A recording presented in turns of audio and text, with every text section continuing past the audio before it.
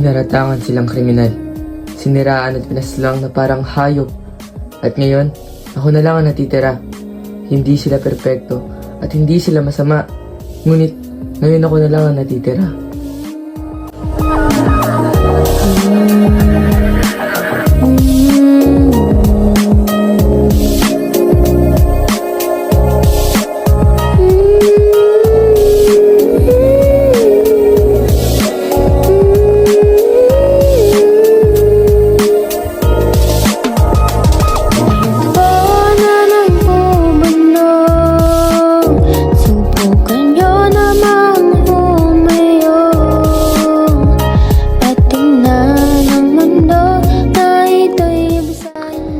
Isang sinungaling, pinatay ang mabubuting tao para lang makaupo sa pwesto.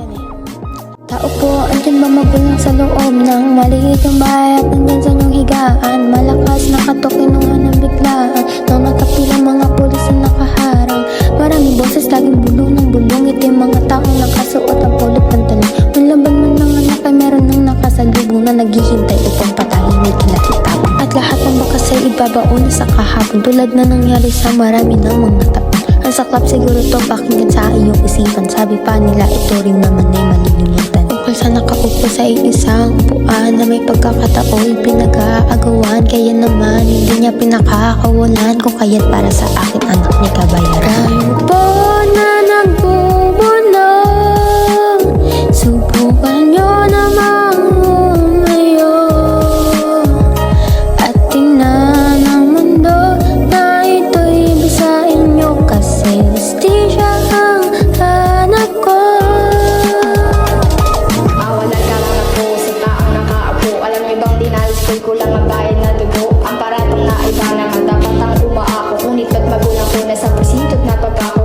Kalaong may ginagawang patagalin, kaya naman ngayon gusto mo rin sila ay paslangin. Gamit ang baril sa kakinalap, isang gatilyo, ilibing sa lupa sa lalim ni ornamento. Ang aking ang isang iyong kalaban sa kongreso. Eto ang kabayan, tusag ang asabong ngayon, pero kulang-kulang ang baril. Buhay ay aagawin, ang sigawan agugol sa kwate, huwag mong pansinin. Di ko alam kung talagang ikay kahaman o kaya naman ikay nasiro lang sa mga yaman at halalan, kasi kahit sa dami ng pera niyo, walang bakit na makapagpapaligis ng kaso niyo. Kaya Bakit ka natutulala? Mga bala sa hangin, ang bumaril ay huwag sisihin.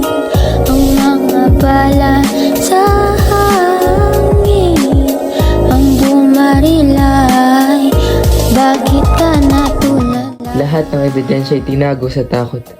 Ngunit ngayon, hindi na ako mananahimik. Bakit ka natutulala?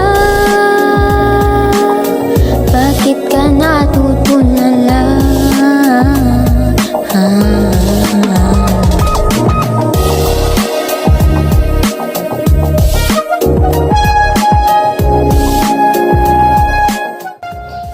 Hindi ako Diyos, pero may laban ako.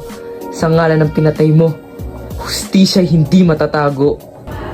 Ikaw ang punot dulo sa lahat ng kaguluhang ito. Kaya ako, ang anak mo, ang tatapos sa'yo.